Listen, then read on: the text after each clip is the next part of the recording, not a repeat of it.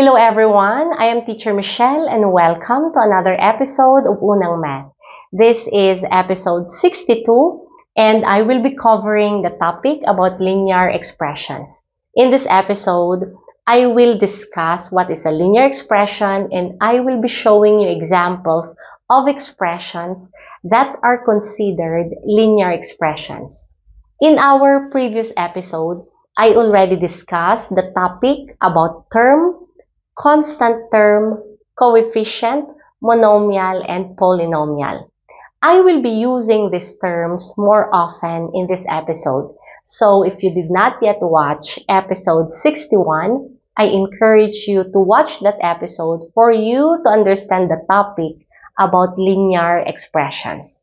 Okay, let's start. To understand linear expressions, you need to understand these two kinds of degree. We have what we call degree of a term and degree of polynomial. Let's start with degree of a term. When we say degree of a term, this is the number of times the variable is multiplied in the term. Example, negative 3a. In this expression, a is the variable. Negative 3a is one term. So a number multiplied by a variable. This is one term. So what is the degree of this term? Or how many times this variable a is multiplied in this term? To find out, let's restore the omitted multiplication sign. Negative 3a is equal to negative 3 times a. Okay, how many times did we multiply this variable a in this term? We multiplied just one time.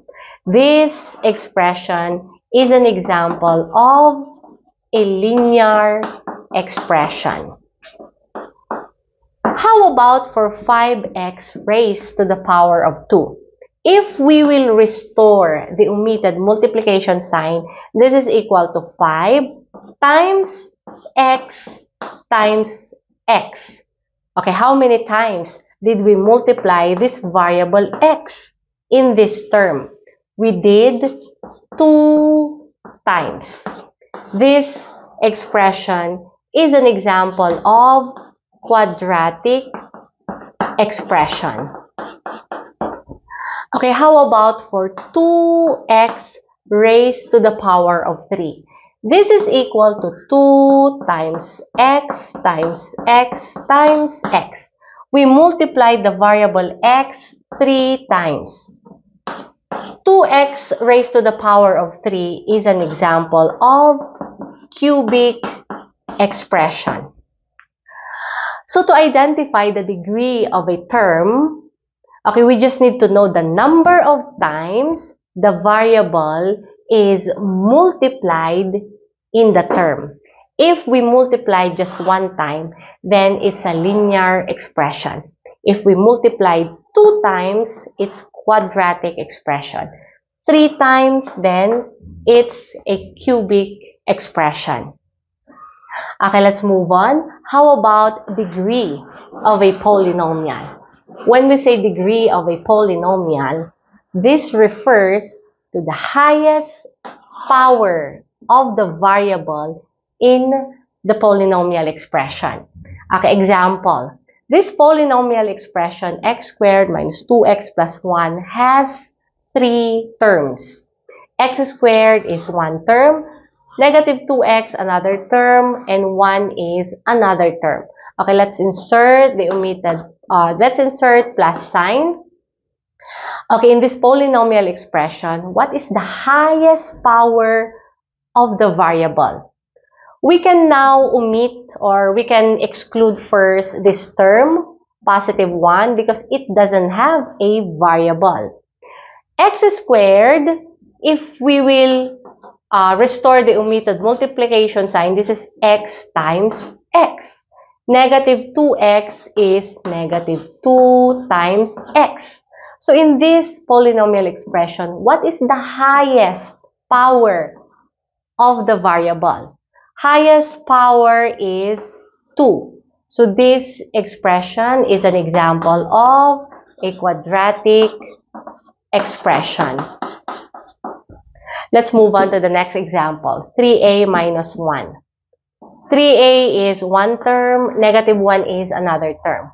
Okay, let's insert addition. 3a minus 1 is equal to 3a plus negative 1. Okay, what's the highest power of the variable in this expression? Let's exclude negative 1 because it doesn't have a variable. 3a is 3 times a. What is the power of this variable a? 1. So this expression is an example of linear expression. Let's check this third example, negative 0.1b. This is equal to negative 0.1 times b. Okay, what is the power of this variable b? 1.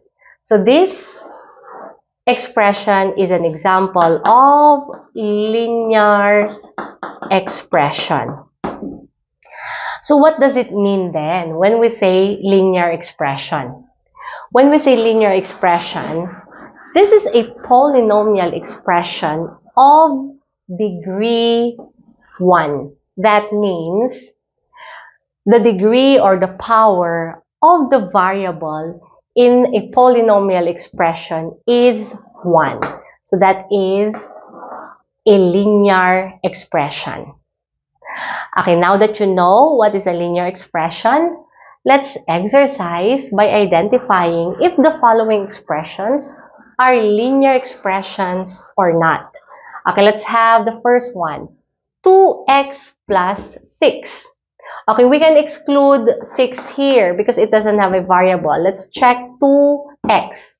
Okay, what is the power or exponent of variable x here? 1. So that means we will multiply x one time in this term. So it is an example of a linear expression. Okay, next expression is y plus 2 over 3.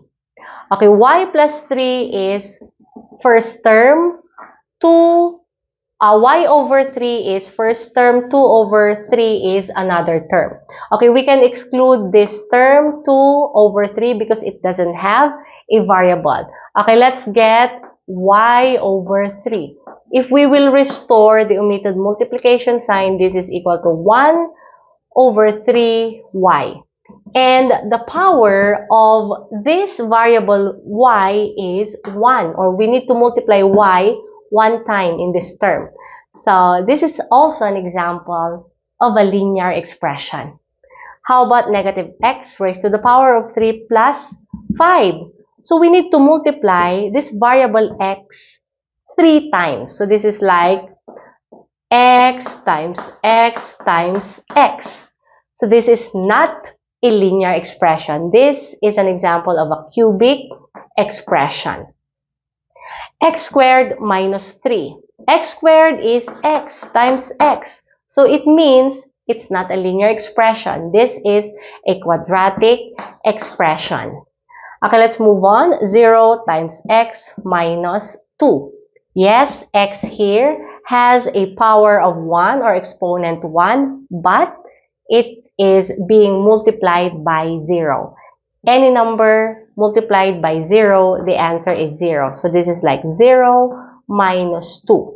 2 doesn't have any variable. So this is not an example of a linear expression.